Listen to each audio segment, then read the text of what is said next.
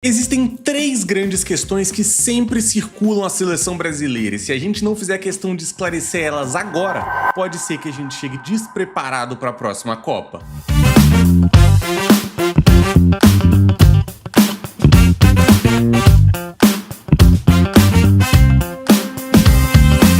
O Brasil deveria jogar com 3 zagueiros. Essa é a primeira questão e ela surge há alguns anos e definitivamente em todas as convocações eu tenho uma forte ideia de que essa questão ganhou força devido à propagação dos jogos de videogame. Se liga. Muita gente que hoje coloca a cara na internet e emite opinião nos dias de hoje foi formado, assim como eu, à base de muito FIFA, Winning Eleven e PES, que comporta você usar, por exemplo, Roberto Carlos como um centroavante, essa é pra quem é das antigas, ou uma formação de 3 zagueiros bem fora do habitual. E pra acabar com esse debate de uma vez por todas, eu cravo categoricamente aqui pra você.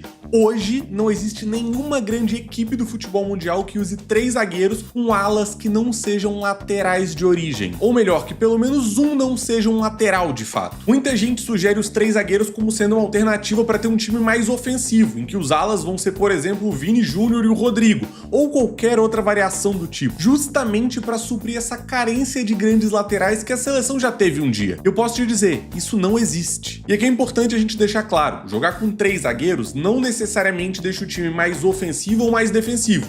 Isso depende de várias outras variáveis que vão definir a forma de fato de um time jogar. E aí a gente vai pra prática. Para ser um time com 3 zagueiros, existem basicamente 2 caminhos. O primeiro é tirar um jogador de meio ou do ataque para adicionar um zagueiro a mais, dando mais liberdade ofensiva para os laterais ao mesmo tempo. Mas eu entendo que se o objetivo é deixar o time mais ofensivo, tirar um meio ou um atacante para colocar um defensor a mais, vai me parecer uma ideia pouco lógica, certo? A segunda alternativa é sim ter um ponta que funcione como ala, mas que defensivamente vai se formar uma linha de 4 jogadores com um dos zagueiros fechando pelo lado improvisado de lateral, assim como na Europa a gente já viu o Akanji, o Akel, o Calafiori, o Ben White, o Koundé e o próprio Militão fazendo isso lá na Europa. E aí no caso, esse ponta que funciona como ala, ele defenderia como ponta mesmo e não como lateral. Ou pode acontecer mesmo num caso em que o zagueiro ele não seja improvisado de lateral, mas que um lateral faça o papel de zagueiro na saída de bola. Exatamente o que o Ancelotti promove hoje em dia, se liga aqui. Esse lance vem para acabar com essa viagem de uma vez por todas, e se liga, por exemplo, como que é a saída de bola do Brasil do Ancelotti.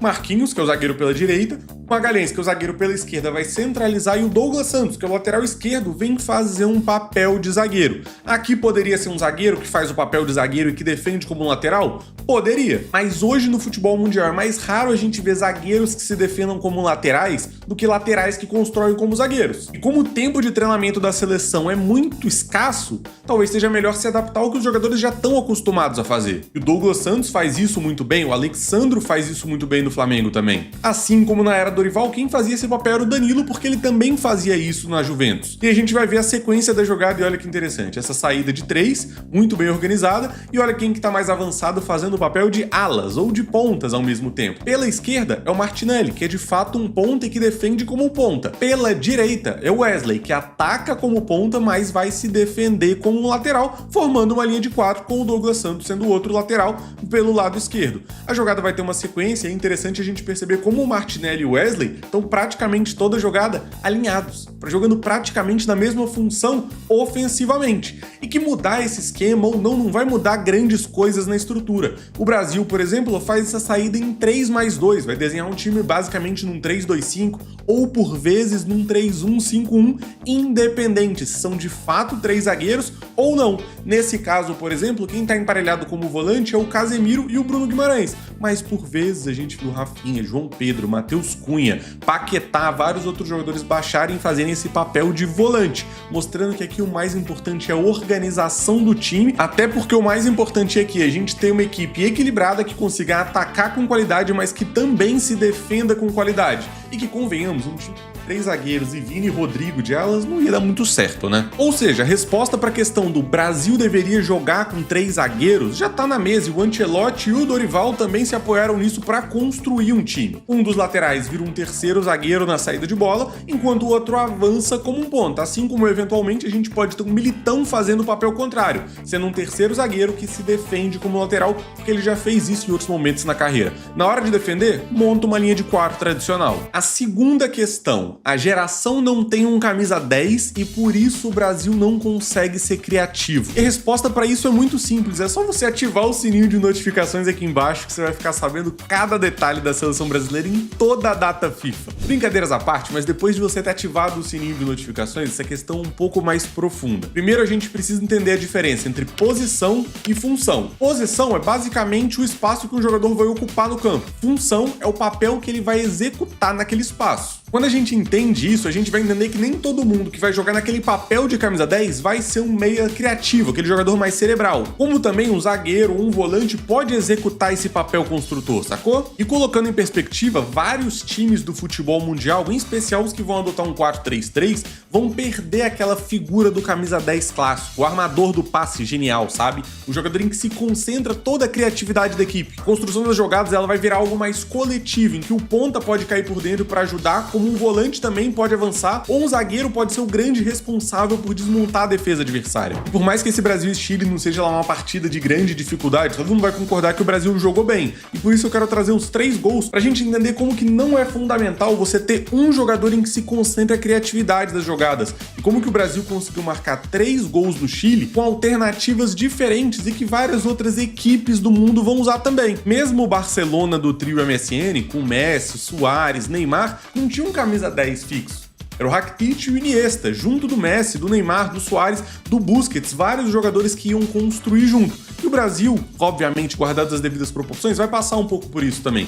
Aqui a saída em 3+1, que eu tanto comentei, que vai virar basicamente um 3+2, com o Douglas Santos sendo aquele lateral esquerdo, que você já tá começando a entender como funciona.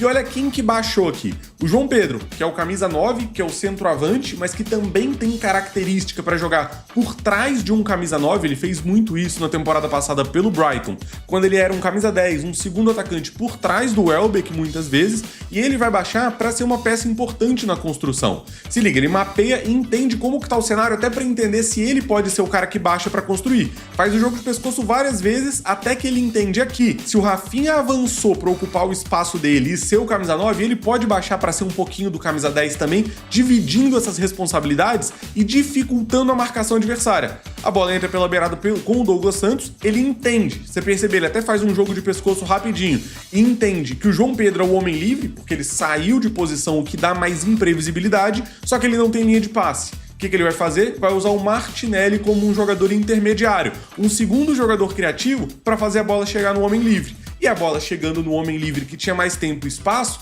força que um dos zagueiros salte nele e obviamente vai gerar um espaço nas costas que o Douglas Santos já percebeu que ele pode infiltrar. Ele infiltra, divide a referência do zagueiro, que tá olhando pro Douglas, mas tem que também acompanhar o Rafinha, que o Douglas Santos, talvez como um terceiro ou quarto armador da jogada, dá uma assistência pro Rafinha e no final o Estevão é quem acaba marcando. Então você percebe nesse primeiro gol como que se divide a responsabilidade entre vários jogadores até chegar no momento do gol? Vamos continuar então. No segundo gol do Brasil, olha que interessante. Então Magalhães vai ser um protagonista também na construção. Ele vai conduzir e ele percebe aqui que os possíveis receptores mais avançados estão todos muito bem marcados. Aqui me parece que é o Casemiro, o Bruno Guimarães, acho que ele é o Andrei, aliás. O Andrei, o Bruno Guimarães e o Paquetá estão todos marcados. Ele não tem uma linha de passe fácil e, ao mesmo tempo, o companheiro dele ali pela esquerda, o Douglas Santos, também marcado e ele tá marcado. Só que o que ele percebe? Que se ele conduzir, existir uma situação de 3 contra 3 por dentro e ele se coloca como um jogador a mais, vai ser um 4 contra 3, sempre tendo essa vantagem. Então, se alguém saltar nele, vai existir essa oportunidade.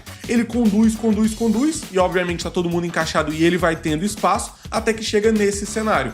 O Caio Jorge sai lá da frente como um camisa 9 para ser mais uma vez esse intermediário e soltar o passe no Paquetá, que aqui já entendeu a dinâmica e tá se desmarcando. Olha como esse camisa 3 do Chile, ele fica totalmente focado na bola, esquece do Paquetá e a bola aí sim vai entrar no jogador que teoricamente seria o 10. Ou seja, o Guimarães teve o papel de construir, o Caio Jorge teve o papel de construir e o Paquetá talvez tenha dado o passe mais simples aqui. E quem vai construir de fato e dar assistência é o Luiz Henrique na conclusão da jogada. Vai procurar vários dribles até ir para a linha de fundo e aí sim dar assistência para o gol do Paquetá e o 2-0 do Brasil. Então nessa sequência toda a gente já viu que lateral, zagueiro, meia, volante, ponta, centroavante, todo mundo tem que ajudar, não só pode, como tem que ajudar na construção das jogadas. E aqui no terceiro gol do Brasil a gente vai ver que a construção seleção não sai por um 10 cerebral, mas por qualidade de pressão, subindo marcação no adversário. Todo mundo encaixado, aqui Caio Jorge e Paquetá vão saltar nos zagueiros, Bruno Guimarães e Rafinha do outro lado encaixado em outros jogadores que podem receber, e o camisa 6 aqui ele se entende como homem livre e pede a bola. Muito porque o Luiz Henrique do lado oposto ele tem a atenção dividida, ou ele vai no 6 ou ele vai no 17, ele meio que tem que escolher e um jogador vai ficar livre. Ele escolhe no 6, que teoricamente é o jogador mais avançado e que tinha se entendido como homem livre, e o 6 sinaliza: se o Luiz Henrique veio em mim, o meu companheiro aqui é quem vai estar livre. O zagueiro entende, mas pressionado e até ansioso por toda a pressa que o ataque do Brasil coloca, erra o lançamento. Luiz Henrique intercepta muito bem, um excelente corta-luz do Paquetá, e o Brasil vai chegar num 3-0, depois com uma construção coletiva muito mais do que individual. Mas até mais do que isso, eu acho que até a figura de um camisa 10 cerebral, como o Matheus Pereira ou o Alan Patrick, ia fazer bem para a seleção. Muito mais por ter repertório do que por ser obrigatório ter esse tipo de jogador. A França, por exemplo, campeã em 2018, foi campeã sem ter esse jogador mais tradicional. Tanto na Alemanha campeã em 2014, quanto na Espanha campeã em 2010, essa função era dividida por vários jogadores. E muita coisa vai variar também por característica dos atletas. Aqui a gente vê o Brasil num 4-3-3, basicamente, que o Ancelotti tem organizado, que por vezes parece também um 4-2-3-1, mas que ofensivamente vai ganhar outra cara. Estevão vai jogar por dentro e que também tem qualidade criativa, ou seja, um falso ponta, basicamente, de fora para dentro. Wesley vira ponta, o Douglas Santos baixa como um zagueiro, Bruno Guimarães também avança, e a gente vai ver o Rafinha, o João Pedro e o BG aqui nesse entrelinhas. Foi normal ver o Rafinha baixar, foi normal ver o João Pedro baixar, foi normal o Bruno Guimarães baixar, o Estevão baixar, jogadores com características diferentes. Talvez o Rafinha e o Estevão sejam jogadores para mais qualidade de drible. Eu acho que o Rafinha é até melhor em conclusão do que em criação, enquanto o Estevão consegue entregar um contra um e destravar a jogada, assim como o Luiz Henrique, por mais que ele seja mais forte.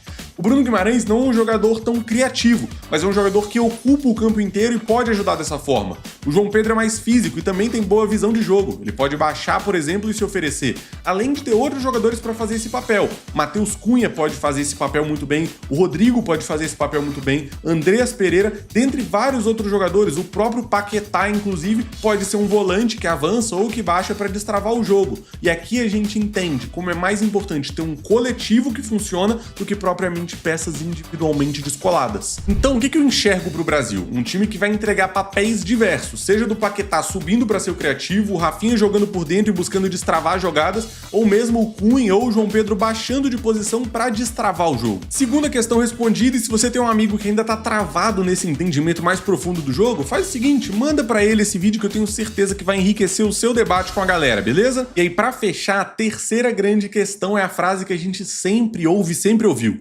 seleção é momento, os melhores têm que ser convocados. E essa é mais simples de responder do que parece. O próprio momento da seleção ajuda a gente a entender que quando a gente amontoa um tanto de craque sem boa distribuição de tarefas, o jogo não flui. E tem uma frase que eu gosto bastante, que diz que a soma dos individuais vai ter sempre um valor menor do que o do coletivo. E a gente viu isso nesse Brasil e mesmo no Brasil em 2006, que tinha um amontoado de craque e não funcionava muito bem. E o que essa frase quer dizer? Que se eu somar a qualidade de cada jogador, se eu somar o overall de cada um ali no FIFA, esse valor final vai ser sempre abaixo do potencial que eles têm quando eles funcionam como um time. Faz sentido? E claro, eu acredito que o momento tem que ser sim levado em consideração, mas não pode ser um único fator e nem um fator absoluto, principalmente porque o coletivo tá acima disso. Nessa altura, por exemplo, você já entendeu como joga a seleção do Ancelotti. Eu vou voltar naquele exemplo dos laterais que eu dei. O lateral esquerdo do Carleto, ele geralmente faz a saída de 3, enquanto o lateral direito espeta como um ponta, como o Wesley fez nos lances que eu mostrei. E aí, entendendo que a gente tá construindo esse coletivo, essa linha de trabalho, não ia fazer sentido se na próxima convocação ele abandonasse tudo isso e convocasse só laterais ofensivos. Tem que ter um equilíbrio nisso, ainda que a gente possa deixar algum grande jogador de fora da convocação. E se liga nesse dilema, mantendo essa característica do lateral esquerdo mais baixo e do lateral direito mais alto, o que seria melhor para uma convocação? Ter dois laterais esquerdos do mesmo perfil, mais defensivos,